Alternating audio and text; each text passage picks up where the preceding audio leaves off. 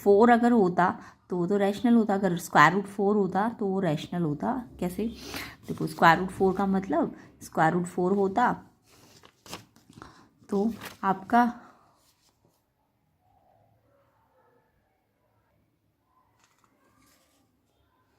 तो square root 4 होता तो 2 होता ना, 4 का स्क्वायर रूट 2 रेशनल आ जाता। बट यहाँ पे पॉइंट भी लगा, ध्यान दो। तो पॉइंट लगा है अगर, तो मुझे पॉइंट हटाना पड़ेगा पहले, है ना। तो पॉइंट हटाया तो 10 आया नीचे डिनोमिनेटर में। अब आपको पता है ऊपर भी ये पूरे पे रूट है, तो 4 का रूट तो 2 आ जाएगा, बट 10 का तो पेयर बनता ही नहीं है ना। 10 के तो प्राइम फैक्टर में 2 और 5 सिंगल सिंगल आते हैं ना। तो जब 2 और 5 सिंगल सिंगल है तो ये तो रूट से बाहर ही नहीं आएंगे, तो रूट 10 एज इट इज सब रूट के अंदर ही रहेगा। तो अब अगर एक रैशनल है और एक इरेशनल है, तो रैशनल और इरेशनल चाहे प्लस माइनस मल्टीप्लाई डिवाइड किसी में भी हो तो वो इरेशनल होते हैं, ठीक है। तो मैंने क्या बोला, अगर रूट 4 होता तो 2 आता तो रैशनल होता, बट अभी ये इरेशनल है। ऑप्शन डी इसका आंसर है। किस किस बच्चे ने ऑप्शन डी पे टिक किया है? बिल्कुल ठीक है, क्योंकि रूट 10 कभी भी रूट से बाहर नहीं आएगा, तो ये रैशनल और ये इरेशनल तो दोनों मिला के इरेशनल होगा। डी ऑप्शन इसका करेक्ट है। आई होप सब बच्चे ने डी ऑप्शन पे टिक किया होगा फर्स्ट क्वेश्चन का। सेकेंड क्वेश्चन देखिए, which of the following can not be the unit digit of 8 n where n is natural number. 8 n में जब भी एन की कोई भी पावर आप खोलो, एन नेचुरल नंबर यानी जो पावर है वो नेचुरल नंबर होनी चाहिए। तो 8 की कोई भी पावर खोलो तो उसका जो यूनिट डिजिट है ना वो किस नंबर पे कभी एंड नहीं होगा, यानी उसका 8 की कोई भी पावर में यूनिट डिजिट क्या नहीं आएगा कभी भी। तो देखिए यहाँ पे अगर मैं 8 की पावर एन मतलब नेचुरल नंबर लूँ 1 2 3, तो 8 की पावर 1 तो 8 होगा, 8 की पावर 2 64 होगा, 8 की पावर 3 512 होगा। 3 का मतलब 8 की पावर 3 का मतलब 8 into 8 into 8 and 8 into 8 into 8 into 8 4096 होगा। अब आपको दिख रहा है इसका यूनिट डिजिट 8 पे ख़त्म हो रहा है, इसका 4 आ रहा है, इसका यूनिट डिजिट 2 आ रहा है, इसका 6 आ रहा है। तो यानी 8 की कोई भी पावर ले लो आप, उसमें ना कभी क्या नहीं आ रहा, 6 आ रहा है, 2 आ रहा है, 4 आ रहा है, 8 आ रहा है, बट 0 नहीं आ रहा। क्यों नहीं आ रहा? इसका रीज़न भी आपने एनसीईआरटी में पढ़ा होगा कि जब मैं इसकी प्राइम फैक्टर करूँगी ना 2 2 2, तो 2 2 2 में आपका जो प्राइम फैक्टर है वो 2 की पावर तो आया, बट 5 की पावर भी आना चाहिए था। तो यहाँ पे जस्ट 2 की पावर से काम नहीं चलेगा, साथ में 5 पावर भी आएगा। तो अगर ये नहीं है इसके प्राइम फैक्टर में, ये जो भी गिवन क्वेश्चन है, तो उसमें अगर 2 है बट 5 नहीं है, या दोनों होने चाहिए, दोनों होने जरूरी है 2 और 5, इसके अलावा 3 भी नहीं होना चाहिए, 4 भी नहीं होना, कुछ और नहीं होना चाहिए, 3 7 और कोई प्राइम नंबर नहीं होना चाहिए 2 और 5 के अलावा। तो यानी इस फॉर्म में अगर कोई प्राइम फैक्टर नहीं आ रहा है तो इट मीन्स वो एंड किस, वो जो भी कोई भी पावर है वो किस पे एंड नहीं होती, वो 0 पे कभी एंड नहीं होती। और वो मैंने करके भी दिखा दिया आपको, है ना। तो यानी कि 8 की कोई भी पावर कहाँ पे एंड नहीं होगी, उसका यूनिट डिजिट कभी 0 नहीं आएगा। तो ये ऑप्शन सी इसका 0 आंसर है। तो इन्होंने यही पूछा था क्वेश्चन में कि इसका 8 अंक का यूनिट डिजिट क्या कभी भी नहीं हो सकता, कैन नॉट। तो इसका आंसर 0 है, क्योंकि 4 भी हो जाएगा, 2 भी हो जाएगा, 6 भी हो जाएगा। वो आप देख रहे हो ना, 4 भी हो जाएगा, 2 भी हो जाएगा, 6 भी हो जाएगा, 8 भी हो जाएगा, बट 0 नहीं होगा। ओके, क्यों नहीं होगा, रीज़न ये था। तो ये मैंने थोड़ा डिटेल में समझा दिया, आई होप आपको समझ आ गया होगा। नेक्स्ट ईयर वाले बच्चों को ये कॉन्सेप्ट समझ में आना चाहिए, तो आप अच्छी तरह से प्रैक्टिस कीजिए। और डिटेल कॉन्सेप्ट और सोल्यूशन चाहते हैं तो आपको प्लेलिस्ट मिलेगी पूरी की पूरी, तो आप उसमें से क्वेश्चन पेपर्स को PYQs को ज़रूर सॉल्व करना। प्लेलिस्ट का लिंक मैं डिस्क्रिप्शन में डालूंगी। तो क्वेश्चन 2 का आंसर सी ऑप्शन है। किस किस बच्चे का आंसर 0 आया कमेंट कीजिएगा। नेक्स्ट क्वेश्चन देखो 3, which of the following quadratic equation has real and equal root. इनमें से कौन सी क्वाड्रेटिक इक्वेशन है जिसका रियल एंड इक्वल रूट होगा। तो देखो रियल एंड इक्वल रूट कोई भी क्वाड्रेटिक इक्वेशन बोले तो ax² plus bx plus c, जो भी ये फॉर्म होती है वो क्वाड्रेटिक होती है, जिसमें मैक्सिमम x की पावर 2 होती है। तो उसके लिए अगर रियल और साथ में इक्वल रूट अगर हो, इक्वल रूट की कंडीशन होती है कि उसका डिस्क्रिमिनेंट 0 होता है। डिस्क्रिमिनेंट कैसे निकलता है, b² माइनस 4ac, यानी ये 0 के इक्वल होना चाहिए। अब या फिर दूसरी कंडीशन आप कह सकते हो कि ये ना कंप्लीट स्क्वायर फॉर्म में आना चाहिए, मतलब x प्लस a का होल स्क्वायर फॉर्म में अगर कोई भी क्वाड्रेटिक इक्वेशन हो आ जाती है, ऐसे कंप्लीट स्क्वायर में आ जाती है, तो वो आपका कैसा होता है, इक्वल रूट होता है। तो अगर मैं इसमें, वैसे तो मुझे दिख रहा है यहाँ पे सारे ही क्वाड्रेटिक इक्वेशंस है, क्यों है क्वाड्रेटिक इक्वेशन, सब में x की पावर 2, सब में मैक्सिमम दिख रही है मुझे। और a में भी देखो क्वाड्रेटिक आ ही जाएगा, क्योंकि x, जब मैं x+1 का होल स्क्वायर खोलूँगी तो a का स्क्वायर, b का स्क्वायर, 2ab, आइडेंटिटी खोलो a प्लस b का होल स्क्वायर, तो ये देखो, और ये यहाँ पे है तो ये सेम नंबर है ना, यहाँ भी और यहाँ भी तो कट गए, तो ये x² तो आ रहा है ना, यानी ये भी क्वाड्रेटिक है। तो चारों क्वाड्रेटिक है, बट इन्होंने पूछा कौन सी रियल और इक्वल रूट है। तो देखो ये x का स्क्वायर आया, ये वाली क्वाड्रेटिक कैसे है, x का स्क्वायर। और मैंने कहा था जब भी कोई क्वाड्रेटिक इक्वेशन होल स्क्वायर या कंप्लीट स्क्वायर में आती है या फिर x प्लस ए का होल स्क्वायर में, तो वो आपकी ना इक्वल रूट की कंडीशन दे देती है। तो ये वाली हम देख रहे हैं x पे होल स्क्वायर आ चुका है, तो यहाँ पे a भले ही ना है तो a का मतलब 0 है ना, तो x प्लस ए का होल स्क्वायर, a कुछ भी हो सकता है 0 1 2, तो ये x प्लस 0 का होल स्क्वायर फॉर्म में आ रहा है ना ऐसे फॉर्म में, तो यानी ये इक्वल रूट वाला है।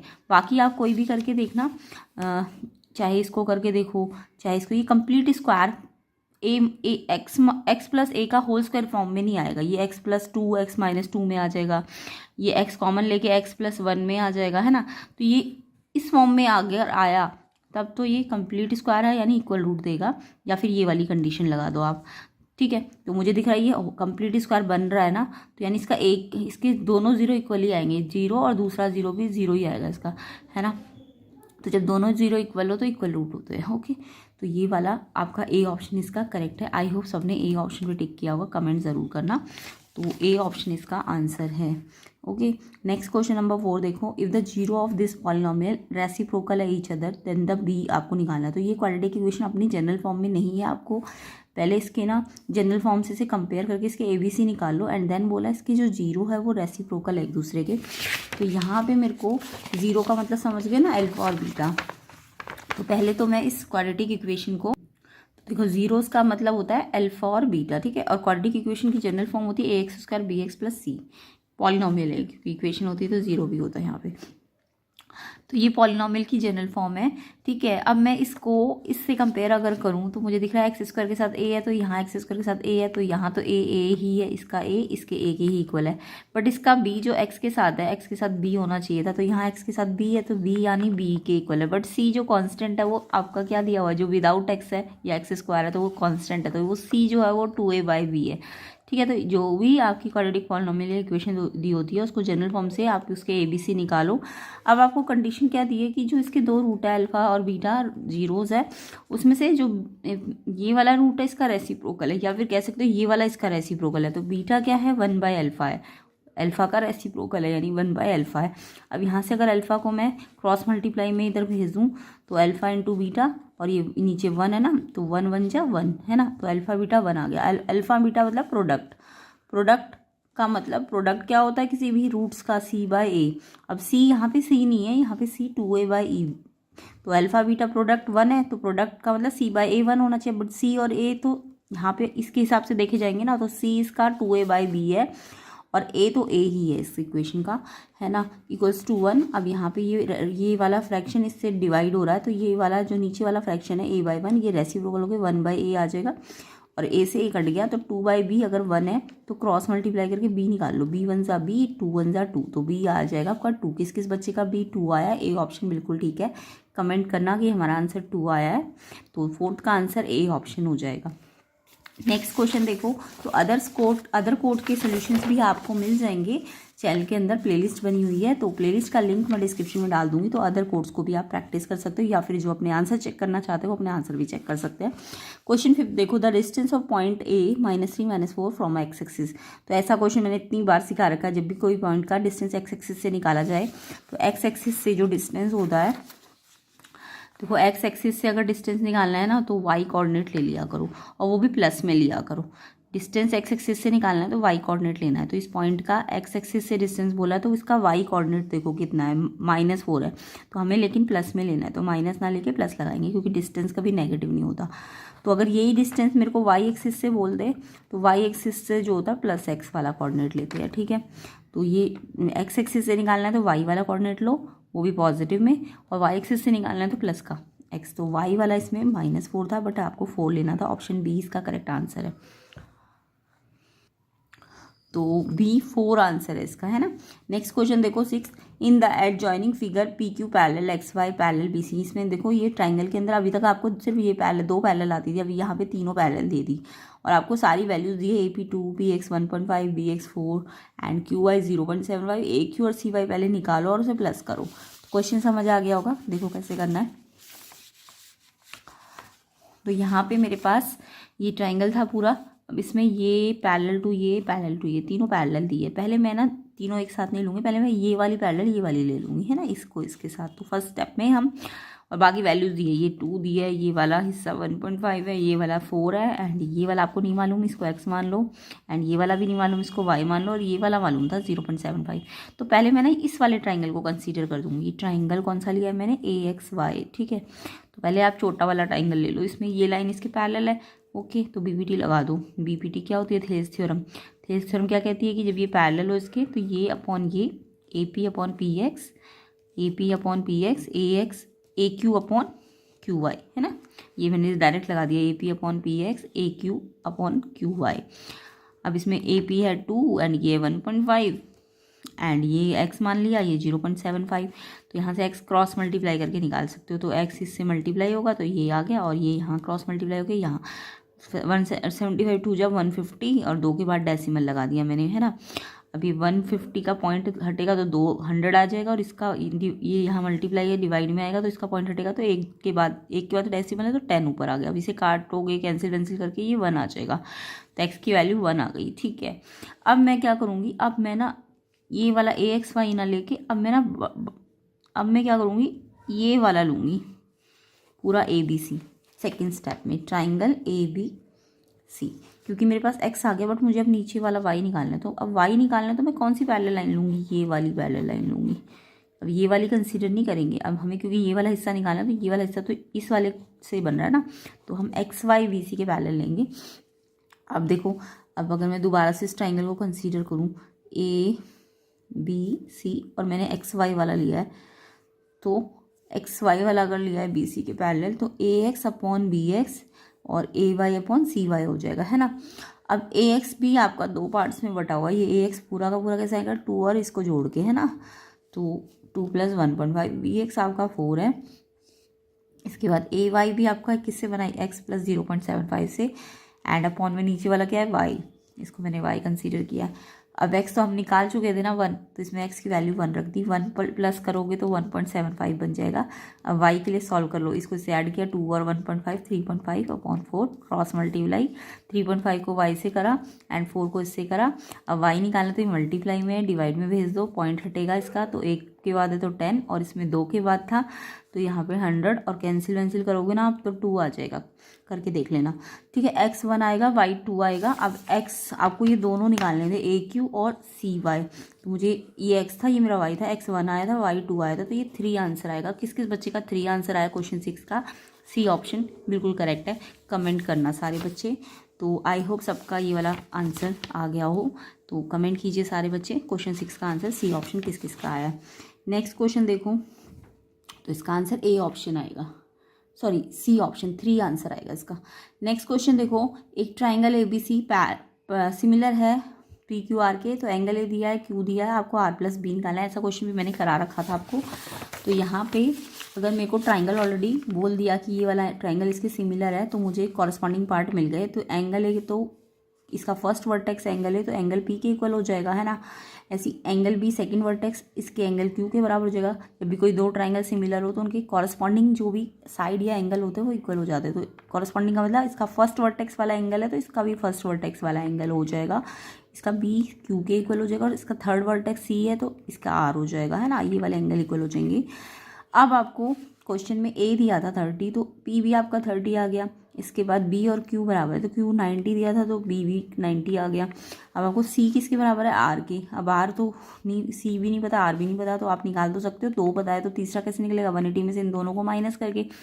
तो पहले 30 90 120 फिर माइनस कर दो, तो ये दोनों आपके 60 आ गए। आपको निकालना है R + B, तो R कितना आ गया 60, एंड B कितना था, B आपका Q के बराबर था 90, तो 60 90 150, ऑप्शन C आंसर है। कराया हुआ क्वेश्चन था ये प्लेलिस्ट में से, तो ऑप्शन C मोस्टली क्वेश्चन कराए हुए आए हुए। तो आप प्लेलिस्ट जरूर चेक किया करो। नेक्स्ट ईयर वाले बच्चे 4 to 5 PYQ ज़रूर सॉल्व किया करो, और बहुत डिटेल कंसेप्ट के साथ समझाए गए हैं, तो आप समझ लेना उनको अच्छी तरीके से। तो ऑप्शन C इसका आंसर है क्वेश्चन 7 का। आई होप सबका आंसर यही आया हो। तो आंसर है 160, सॉरी 60 और 90 ऐड करोगे तो 150। सी ऑप्शन इसका आंसर है। नेक्स्ट क्वेश्चन देखो, 2 कॉइन्स है टॉस किए simultaneously, probability getting at least 1 head. Question बहुत ही सिंपल था ये तो। 2 कॉइन्स का मतलब H H H tail, tail H tail tail, ये आपके आउटकम्स आएंगे। अब आपको एटलीस्ट 1 हेड का मतलब क्या होता है? एटलीस्ट का मतलब होता है 1 तो हेड हो ही हो। अब एटलीस्ट में आप कहाँ जाते हो? एटलीस्ट में आप आगे जाते हो, यानी 1 हेड और 2 हेड। ठीक है, एटलीस्ट का मतलब 1 भी हो 2 भी हो सकता है। 2 से ज़्यादा तो इसमें है ही नहीं। अगर 3 वाला कॉइन होता तो 3 भी हो सकते थे, बट 3 वाला तो नहीं टॉस किया ना, तो 2 ही तक है। तो या तो 1 हेड आए या 2 हेड आए। तो एटलीस्ट 1 का मतलब 1 से ज़्यादा भी आ सकता है। 1 बोला है तो 1 से ज़्यादा, जितना जहाँ तक है 1 से ज़्यादा। 2 कॉइन टॉस किए तो 2H, या 3 बार टॉस किया तो 3H भी आ सकते थे। तो यहाँ पे तो मेरे 1H और 2H वाले लेने। अगर एटमोस्ट होता है इसी क्वेश्चन में, एटमोस्ट 1 हेड, तो इसका मतलब होता है 1 हेड हो, और एटमोस्ट का मतलब बैक में जाओ तो यानी 0 हेड। 0 हेड का मतलब दोनों टेल टेल हो, है ना, तब भी आपका 3/4 ही आता, अभी भी 3/4 ही आएगा। तो एटलीस्ट 1 हेड में 1 हेड हो और 2 भी हो सकते हैं। तो 2 वाला तो ये है ना, तो ये 3 बने 3/4। अगर एटमोस्ट होता तो एक एक ये 1 वाला और 9 वाला, तो ये बन जाता ना 9 हेड वाला। तो 1 2 3, तब भी 3/4 ही आता आपका आंसर। तो फिलहाल तो एटलीस्ट 1 हेड है, इसका मतलब समझ गए ना, ये होता है। तो 3/4 ऑप्शन सी किस किस बच्चे का आया है कमेंट कीजिए। एंड अदर कोड्स के सोल्यूशन भी मिल जाएंगे, चेक कर लेना प्लेलिस्ट को।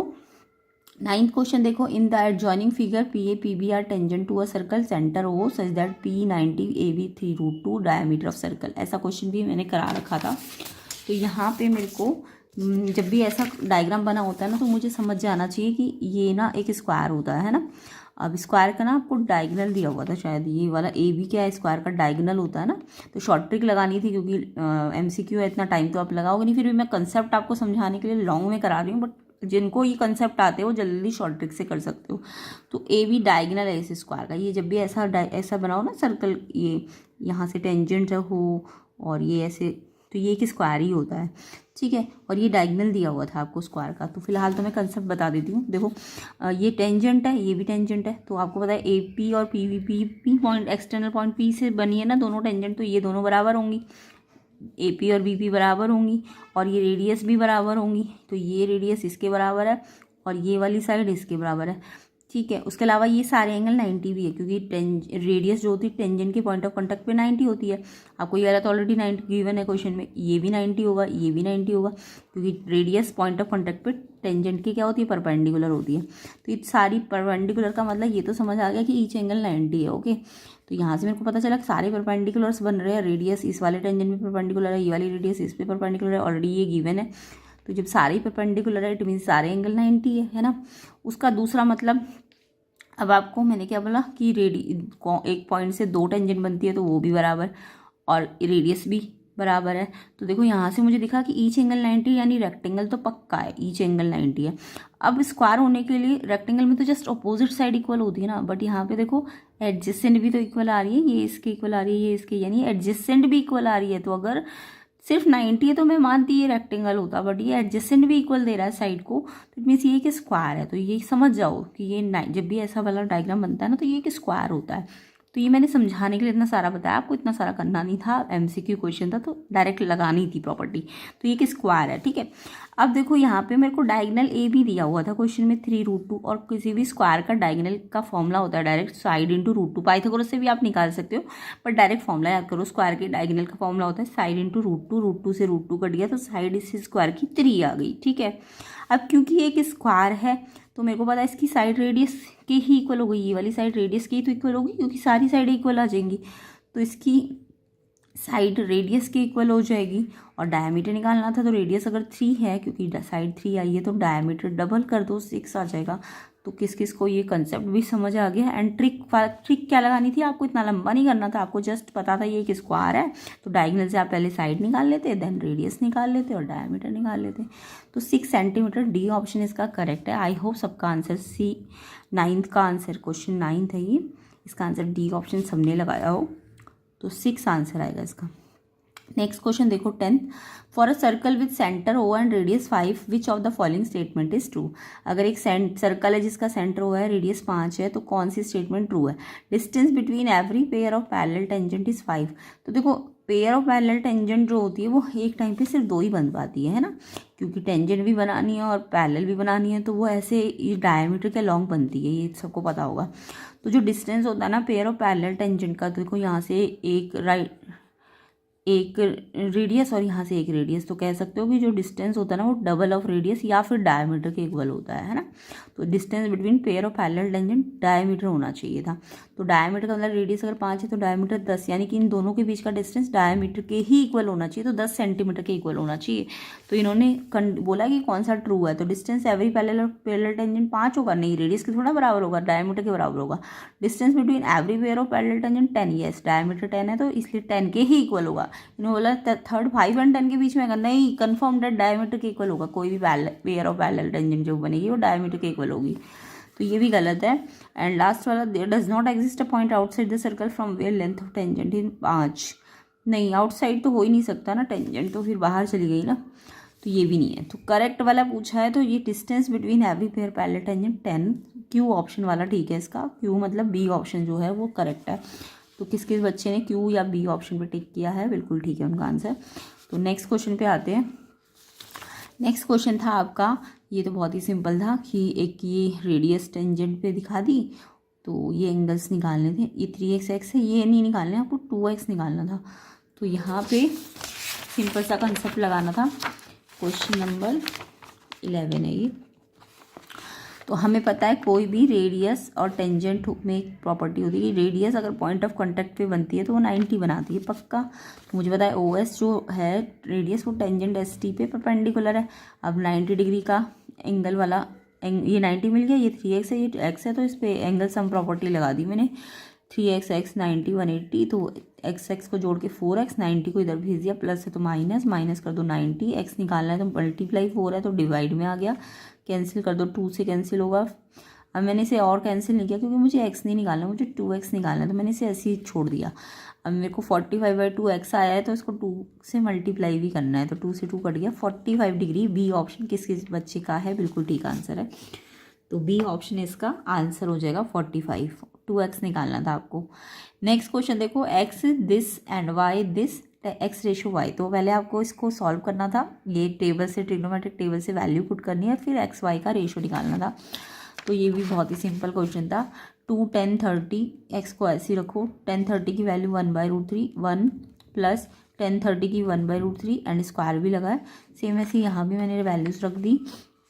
अब मेरे को दिख रहा है 2 1 = 2/√3, मल्टीप्लाई सिर्फ ऊपर ऊपर मल्टीप्लाई होगा, नीचे वाला नीचे वाले से, तो 2 1 = 2 एंड √3 1 है ना नीचे, तो √3।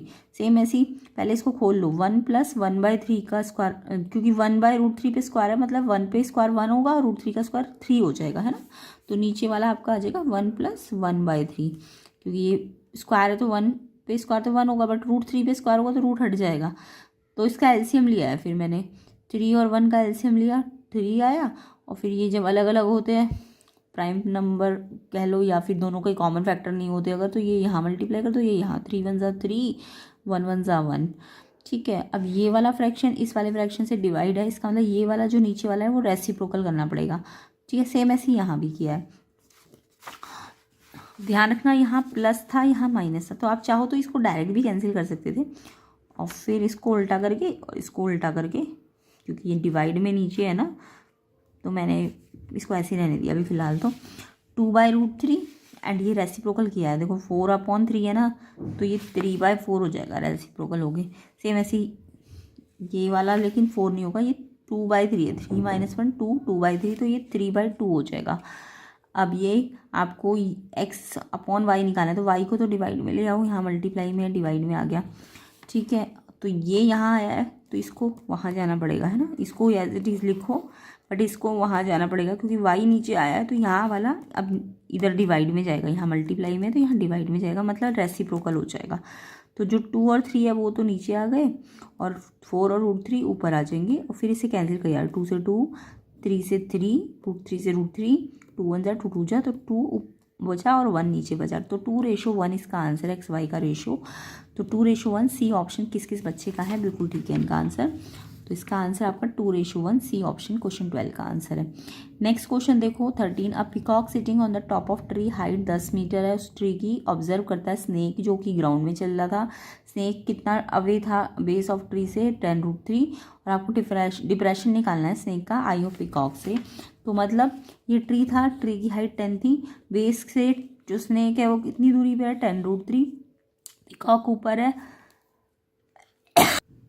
पिकॉक तो ऊपर से देख रहा है ना, ऊपर से ये स्नेक है, यहाँ पे स्नेक कितना दूर है 10√3, तो पिकॉक ऊपर से नीचे देखेगा तो डिप्रेशन एंगल ऊपर से बनाते हैं और फिर इसे अल्टरनेट करके नीचे ले आते हैं, ठीक है। अब ये वाला ट्राइंगल कंसीडर कर लो, इसमें आपको थीटा निकालना था। तो मुझे दिख रहा है परपेंडिकुलर और बेस मुझे दिया हुआ है, तो परपेंडिकुलर अपॉन बेस, क्योंकि ये थीटा है तो ये बेस होगा और ये परपेंडिकुलर होगा, क्योंकि 90 तो यहाँ पे बन रहा है तो ये तो हाइपोटेन्यूज होता है ना 90 के अपोजिट। तो परपेंडिकुलर अपॉन बेस यानी A B upon B C मुझे पता था 10/10√3, 10 से 10 कटा 1/√3, और परपेंडिकुलर अपॉन बेस 10 थीटा होगा, और 10 थीटा में थीटा आपको निकालना है, तो 1/√3 और ये 10 थीटा। अब ये यहाँ 10 है तो इसको भी 10 में बदल दो, तो 1/√3 कब होता है 10 30 पे होता है ना, तो थीटा आपका 30 आ जाएगा। तो 30 ए ऑप्शन इसका करेक्ट है 13 का, तो 30 मतलब ए ऑप्शन इसका आंसर है। नेक्स्ट क्वेश्चन देखो, if a cone of greatest possible volume hollowed out from a solid wooden cylinder, then the ratio of volume of remaining wood to the volume of cone hollowed out. बोल रहा है कि कोन जो है वो maximum volume greatest volume ले रहा है सॉलिड वुडन सिलेंडर का। तो एक पूरा वुडन सिलेंडर था सॉलिड, अब इसमें से मैंने कोन का हॉलोड आउट किया और मैक्सिमम या ग्रेटेस्ट बोल दिया। तो मैक्सिमम या ग्रेटेस्ट मतलब ये एक तो इसके पूरे बेस को कवर करेगा और पूरी इसकी हाइट को भी कवर करेगा। मतलब जब भी ग्रेटेस्ट या सबसे मैक्सिमम हॉलो करना हो कोन को किसी से, तो यानी height of cone height of cylinder की बराबर होनी चाहिए थी, क्योंकि मैक्सिमम लानी है तो मैक्सिमम मतलब इसकी हाइट और इसकी हाइट दोनों बराबर होनी चाहिए, और रेडियस भी इसकी पूरी जो सिलेंडर की है वो इसकी भी होनी चाहिए, तो दोनों की रेडियस भी इक्वल है और दोनों की हाइट भी इक्वल है। अब क्वेश्चन में कोन का वॉल्यूम का फॉर्मूला लगाओ, 1/3 πr²h, सिलेंडर का πr²h होता है, आर और एच इनकी दोनों की सेम ही रखनी है। अब आपको रिमेनिंग वर्सेस कोन का रेशो निकालना है, तो पहले आप रिमेनिंग वॉल्यूम निकाल लो। कैसे निकलेगा, पूरे सिलेंडर में से आपने इसको हॉलो किया है हटा दिया ना, तो इसमें से इस कोन को माइनस करना पड़ेगा, तो रिमेनिंग का वॉल्यूम आएगा।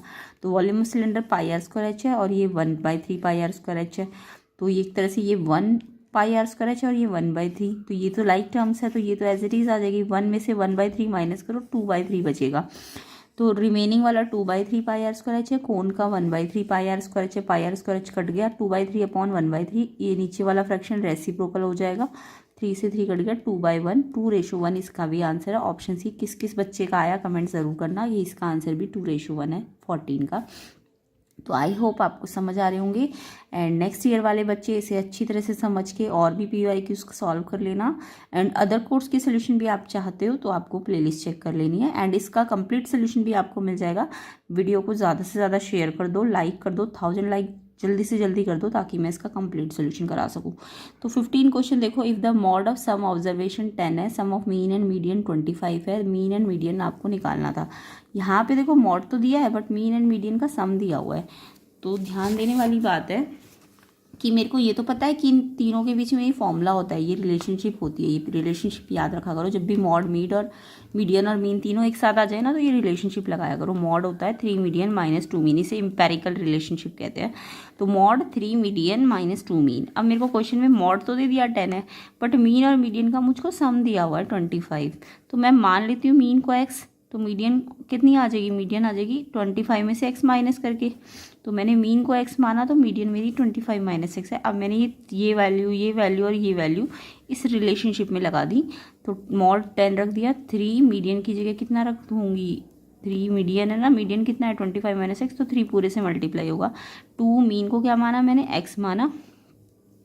अब इसे x के लिए सॉल्व कर लो, ब्रैकेट के बाहर है ये पूरा, तो ये पहले अंदर मल्टीप्लाई होगा इससे, 25 3 से होगा 75, फिर 3x से भी होगा, बट ये तो अलग से है, ये तो सिर्फ इसके साथ मल्टीप्लाई है, इसके साथ थोड़ा ना है, तो ये एज इट इज़। अब आपको x वाले जोड़ने हैं, सॉल्व करने लाइक टर्म x के साथ, तो 3x और 2x माइनस माइनस प्लस कर दो, लेकिन साइन माइनस का लगाते हैं, और ये नंबर को उधर भेजना पड़ेगा, ठीक है, एक्स को यहीं रखो, या एक्स नेगेटिव है ना तो एक्स को आप इधर भेज दो, प्लस का हो जाएगा, और ये यहाँ गया है तो यानी 10 इधर आएगा, 75, 10 यहाँ आएगा तो -10 हो जाएगा। अब ये माइनस कर दो 65, एक्स निकालना है तो मल्टीप्लाई 5 है, डिवाइड में आ जाएगा, तो 5 से कटेगा 13 पे, तो मीन आपका एक्स 13 यानी मीन एक्स था ना, तो एक्स 13 आ गया मीन।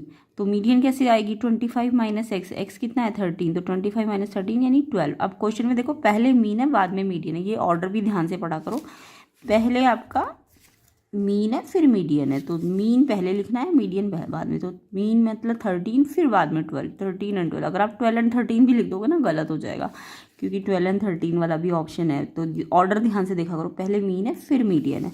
तो मीन आपका 13 था, मीडियन 12 थी, तो 13 एंड 12 ये आपका बी ऑप्शन है। आई होप सबने बी ऑप्शन पे टिक किया होगा, तो B option 13 and 12 correct answer है इसका। If the maximum number of student obtain 52 marks out of 80 then, तो आपको बोला है मैक्सिमम अगर बच्चों के 52 मार्क्स है तो 52 मीन होना चाहिए, मीडियन होना चाहिए, मॉड होना चाहिए कि रेंज होनी चाहिए। तो जब भी हम मैक्सिमम की बात करते हैं, किसकी बात करते हैं, मैक्सिमम की, कोई भी चीज़ मैक्सिमम है या उसकी मैक्सिमम फ्रीक्वेंसी है तो वो उसका मॉड होना चाहिए। तो अगर 52 मैक्सिमम है चीज़ तो वो एक्चुअल में मॉड होती है, तो 52 मॉड है डाटा का, ऑप्शन सी इसका करेक्ट है 16 का। तो ये तो सबको ही आता होगा, 52 मॉड है, ठीक है, C option. Next question, system of equation 2x + 1 0 and 3y - 5 = 0, इसके कैसे सोल्यूशन है, यूनिक है, 2 है, नो है या इनफाइनाइट है। तो यहाँ पे पहले तो आप चाहे तो ये जो कंडीशन होती है उससे भी आप कर सकते हो इसको, कि आप ये रेशो निकाल के देख लो।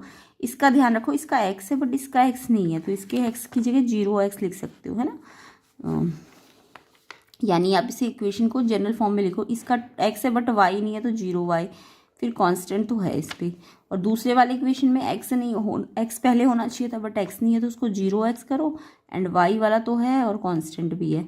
तो आप इसे पहले इसे जनरल फॉर्म में लाओ, फिर रेशो बना लो, 2/0 एंड 0/3, क्या ये इक्वल है, नहीं है, तो ये नॉट इक्वल की कंडीशन बन रही है। ये किसकी कंडीशन होती है, जब ये दोनों नॉट इक्वल हो तो ये यूनिक सोल्यूशन की होती है। या फिर आप देख सकते हो पूरी इक्वेशन x में है तो ये x में दी हुई है -1/2, और ये इक्वेशन पूरी y में, तो इसका y निकल जाएगा।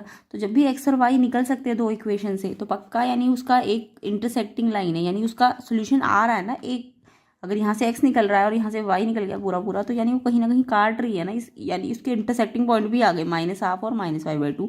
तो जब इंटरसेक्टिंग पॉइंट आ ही गए दोनों के, इससे और इससे, तो यानी वो यूनिक सोल्यूशन देगी। तो यहीं से समझ आता है कि किस पॉइंट पे इंटरसेक्ट कर दिए, -1/2 एंड -5/2 पे। बाकी आप इसे जनरल फॉर्म में लाओ, पहले जनरल फॉर्म क्या कहती है, पहले x है, y नहीं है तो 0y लगाओ, ये आपने 9th में पढ़ा होगा, फिर कांस्टेंट, फिर ऐसे इसमें x नहीं है तो 0x बनाओ, क्योंकि x का x के नीचे होना चाहिए, 2/0 बना, y का y के साथ होना चाहिए, है ना। तो ऐसे भी कर सकते थे। तो इसका यूनिक सोल्यूशन होगा या इंटरसेक्टिंग लाइन होगी। अगर सोल्यूशन पूछते तो -1/2 और -5/2 इसका सोल्यूशन होता। ए ऑप्शन इसका आंसर है। आई होप सबको समझ भी आ गया होगा। तो इसका आंसर यूनिक सोल्यूशन आएगा, A option. In a right triangle ABC 18 question, right angle है ए पे, sine B 1/4, value of sec B। बहुत ही सिंपल क्वेश्चन है ये तो आपको ए पे राइट एंगल बनाना था, जिस पे बोले उसी पे बनाना है आपको। राइट एंगल आपको ए पे बनाना है। उसके बाद बी पे ये जो साइन थीटा दिया है वो बी पे दिया, तो बी को मैं अपने कन्वीनियंस के लिए बी को नीचे ले लूँगी, क्योंकि इससे क्या होगा, ये जहाँ पे एंगल है, ये इसका एंगल बी है ना, इसका थीटा बी है, तो बी की तरफ से, ये वाले एंगल की तरफ से ये बेस हो जाएगा। जो भी एंगल थीटा जहाँ होता है वो वाला नीचे वाला साइड बेस, और ये 90 के अपोजिट हाइपोटेन्यूज, ये वाला बेस हो जाएगा, बेस, और ये वाला परपेंडिकुलर। ठीक है। अब आपको साइन B 1/4 दिया है। साइन का मतलब P/H होता है, परपेंडिकुलर अपॉन हाइपोटेन्यूज। तो परपेंडिकुलर भी दिया है 1 और हाइपोटेन्यूज भी 4, तो 1 और 4। अब ये 1 एग्जैक्ट नहीं होता, 1x 4x होता है, बट मैं क्योंकि MCQ कर रहे हो तो शॉर्ट मतलब x आप हटा भी सकते हो। मतलब इसका मतलब ये नहीं कि ये 1 और ये 4 है, ये 1 टाइम्स है और ये 4 टाइम्स है। ओके। अब आप इसमें पाइथागोरस से ये थर्ड साइड निकाल लो। राइट एंगल ट्राइंगल पे पाइथागोरस लगा सकते हो। h का स्क्वायर, हाइपोटेन्यूज का square, perpendicular square plus base square. h कितना है 4, 4 का स्क्वायर, 1 का स्क्वायर प्लस b का, तो ये मैंने पाइथागोरस लगा दिए। अब मेरे को ये पता है, ये पता है, ये निकालना है, तो ये निकालना है, तो ये वहाँ जाएगा माइनस होने के लिए। तो 16 4 4 जा, एंड ये 1 माइनस हो जाएगा इधर जाके ना, तो 16 - 1 15। अब ये स्क्वायर भी लगा इस पर, तो स्क्वायर हटाओ तो रूट भी लगेगा ना, यहाँ से स्क्वायर हट के इस पे रूट लग जाएगा, तो √15 यानी कि जो बेस आ गया वो √15 आ गया। अब आपको सेक निकालना है। सेक आपको पता है ना कॉस का उल्टा होता है, सेक क्या होता है, कॉस का उल्टा, तो कॉस थीटा होता है बेस अपॉन हाइपोटेन्यूज। तो ये अगर सेक निकालना है तो हाइपोटेन्यूज अपॉन बेस उल्टा करो, बेस अपॉन हाइपोटेन्यूज है तो ये कॉस है ना, तो ये हाइपोटेन्यूज अपॉन बेस होता है। तो इसको हाइपोटेन्यूज कितना है 4 और बेस कितना आया था √15, तो 4/√15 डी ऑप्शन 18 का आंसर है। किस किस बच्चे का आया है, बिल्कुल ठीक है। तो इसमें तो बताने की भी ज़रूरत नहीं थी, ये तो सबको ही आता होगा, डी ऑप्शन इसका करेक्ट आंसर है। नेक्स्ट देखो एजर्शन रीजन्स है आपके। तो एजर्शन रीजन में आपको फर्स्ट एजर्शन है for any 2 prime number P and Q HCF 1 होगा बट LCM P+Q होगा। यहाँ पे गलत दे दिया। देखो HCF तो मैं कह सकती हूँ 2 प्राइम नंबर का 1 होता है, क्योंकि उनमें कोई कॉमन फैक्टर होगा ही, जैसे 2 और 3 प्राइम नंबर है ना, तो इनका कोई कॉमन फैक्टर नहीं है, तो इनका HCF 1 है, ठीक है। लेकिन LCM जो होता है 2 प्राइम नंबर का वो मल्टीप्लाई होता है इन दोनों का, क्योंकि ये दोनों में 2 भी आएगा और 3 दोनों भी आएंगे, दोनों आएंगे ना, दोनों ही प्राइम है, तो दोनों का मल्टीप्लाई होता है। जबकि इन्होंने जो LCM लिख दिया ना वो प्लस में लिख दिया, P+Q नहीं होगा। अगर मैं A भी बोल रही हूँ तो A इंटू बी, अगर PQ बोल रही हूँ तो P इंटू क्यू होना चाहिए, है ना। तो LCM जो होता है प्राइम नंबर का P इंटू मल्टीप्लाई में होता है और HCF 1 होता है, ठीक है। HCF वो ठीक बोला बट LCM गलत बोल दिया, इन्होंने मल्टीप्लाई में होना चाहिए था जबकि इन्होंने प्लस लगा रखा है, तो एजर्शन तो गलत है आपका, है ना। रीज़न देखो, रीज़न बोला है for any 2 natural number HCF multiply LCM product of number, ये फॉर्मूला आपने पढ़ा हुआ है, HCF और LCM का मल्टीप्लिकेशन प्रोडक्ट ऑफ नंबर्स के बराबर होता है। रीज़न बिल्कुल ठीक है बट एजर्शन गलत है, रीज़न ठीक है तो एजर्शन गलत है और रीज़न ठीक है आपका, डी ऑप्शन इसका करेक्ट आंसर है। तो 19 का डी ऑप्शन किस किस बच्चे ने लिखा है कमेंट ज़रूर करना। 20 क्वेश्चन देखते हैं। एक डाई फेंकी आपने, डाई में इवेंट E1 जो थी वो एक नंबर लेस देन 3 थी और इवेंट E2 जो थी वो getting a number greater than 3 थी। क्या ये कॉम्प्लीमेंट्री इवेंट है? अब कॉम्प्लीमेंट्री का मतलब समझ में आना चाहिए आपको। तो मान लो 2 इवेंट है E और F, अगर इसकी प्रॉबबिलिटी और इसकी प्रॉबबिलिटी टोटल मिला के 1 आ जाती तो ये कॉम्प्लीमेंट्री होती है, ठीक है। दोनों की प्रॉबबिलिटी मिला के 1 आ जाए अगर, तो वो कॉम्प्लीमेंट्री इवेंट कहलाती है। तो यहाँ पे अगर मैं E इवेंट को देखूँ, E1 इवेंट को, E या E1 मान लो से, अगर ये नंबर लेस देन 3 है तो डाई के अंदर लेस देन 3 वाले कौन कौन से आएंगे 1 2, एंड दूसरी इवेंट जो है वो आपकी ग्रेटर देन 3 है, ग्रेटर देन 3 के कौन कौन से आएंगे 4 5 6, क्योंकि ग्रेटर है तो 3 तो आएगा नहीं, इसमें भी नहीं आएगा इसमें भी नहीं आएगा, क्योंकि ये लेस देन 3 था और ये ग्रेटर देन 3 था, तो 4 5 6। अब इसकी प्रॉबबिलिटी निकालो तो ये 2 है तो 2/6 आएगी, और दूसरे वाले की प्रॉबबिलिटी निकालो तो ये 3/6 है ना, 3 है तो 3/6। अब जोड़ के देखो ये 5/6 आ रहा है, कॉम्प्लीमेंट्री होता तो ये 1 आना चाहिए था। तो यस यानी कि ये कॉम्प्लीमेंट्री नहीं है, ये वाला जो है ये कॉम्प्लीमेंट्री नहीं है। इन्होंने बोला ये कॉम्प्लीमेंट्री है क्या, नहीं, इसकी तो 5/6 आ रहा है, तो ये कॉम्प्लीमेंट्री नहीं है, एजर्शन गलत है। तो इसलिए ये कॉम्प्लीमेंट्री नहीं है, यानी एजर्शन आपका गलत है। रीज़न देखो, रीज़न क्या है कि अगर दोनों इवेंट का सम 1 होता तो कॉम्प्लीमेंट्री होती। अभी मैंने जो समझाया था कि दोनों इवेंट का सम अगर 1 है तो कॉम्प्लीमेंट्री होती, तो ये बिल्कुल ठीक है। अगर ये आंसर 1 आ जाता ना तो यानी एजर्शन रीज़न ठीक भी होते और एक्सप्लेनेशन भी ठीक हो जाता, क्योंकि एक्सप्लेनेशन तो ठीक दिया था, बट क्योंकि एजर्शन ही गलत है, रीज़न भले ही एक्सप्लेनेशन वाइज भी ठीक हो तो भी एजर्शन तो गलत है ना, एजर्शन गलत है तो मतलब डी ऑप्शन इसका आंसर हो जाएगा, डी ऑप्शन करेक्ट है। ओके, तो इसका आंसर डी है, 20 का और 19 का भी डी ही है। तो कमेंट करना एजर्शन रीज़न किस किस के ठीक है। आई होप अच्छा एग्जाम गया होगा। सेक्शन ए में बताना 1 से 20 तक कितने सारे बच्चों के ठीक है, कमेंट करना सारे बच्चे। एंड इसका सेक्शन बी अगर चाहते हो, सेक्शन सी अगर चाहते हो तो वीडियो को ज़्यादा से ज़्यादा शेयर कर दो, लाइक कर दो, 1000 लाइक जल्दी जल्दी कर दो, आपको section B C D cover हो जाएगा आपका। एंड प्लेलिस्ट को चेक कर लेना अदर कोर्स के लिए भी, और नेक्स्ट ईयर वाले बच्चे अच्छी तरह से इसको प्रैक्टिस कर लेना। आई होप सबका एग्ज़ाम अच्छा गया होगा, कमेंट करना कैसा गया। तो इसका हम नेक्स्ट पार्ट बनाएंगे, तो उसका सोल्यूशन लिंक आपको डिस्क्रिप्शन में मिल जाएगा। तो वीडियो को लाइक कर दो, शेयर कर दो, एंड चैनल पे नए हो तो चैनल को सब्सक्राइब ज़रूर कर दो।